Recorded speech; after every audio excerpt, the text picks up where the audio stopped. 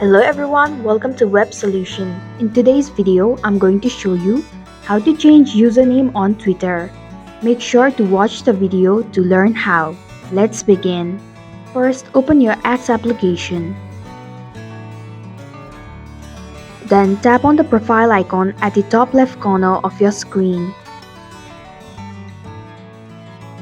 Tap on Settings and Support. Scroll down a little and tap on Settings and Privacy. Then tap on the very first option, that is your account. Then tap on Account Information. Then tap on the username option at the top. Now generate a new username.